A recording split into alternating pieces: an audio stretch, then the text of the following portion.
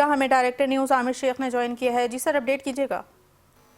जी बिल्कुल, ये साबिक लेफ्टिनेंट जनरल फैज हमीद को जो है ना वो 14 साल कैद की सजा सुनाई गई है।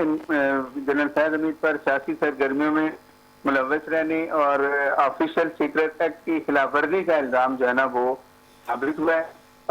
उन पर साबिक लेफ्टिनेंट जनरल फैज हमीद पर ये भी इल्ज़ाम इख्तियारात और सरकारी वसाइल का गलत इस्तेमाल किया है, ये इल्ज़ाम भी उन पर साबित हुआ है। इसके अलावा साबिक लेफ्टिनेंट जनरल फैज हमीद पर लोगों को नुकसान पहुंचाने का इल्ज़ाम भी था, जो कि कोर्ट मार्शल के दौरान उस पर जो है ना वो साबित हुआ है। और एक तवील कानूनी कार्रवाई के बाद साबिक ISI चीफ और साबिक लेफ्टिनेंट जनरल फैज हमीद तमाम इल्ज़ामात पर मुजरिम करार पाए, जिसकी बिना पर उन्हें 14 साल कैद की सजा सुना दी गई है। या ISPR के मुताबिक उन पर 4 इल्ज़ामात लगाए गए थे और वो चारों इल्ज़ामात में एक सियासी सरगर्मी में मुलव्वस होने का इल्ज़ाम था, एक ऑफिशियल सीक्रेट एक्ट की खिलाफ वर्जी का इल्ज़ाम था, इख्तियारात और सरकारी वसाइल के गलत इस्तेमाल का इल्ज़ाम था और लोगों को नुकसान पहुंचाने का इल्ज़ाम था। ये इस्लामाबाद में इन्होंने कुछ लोगों पर जो है ना दबाव भी डाला था, तो वो उसका भी एक इल्ज़ाम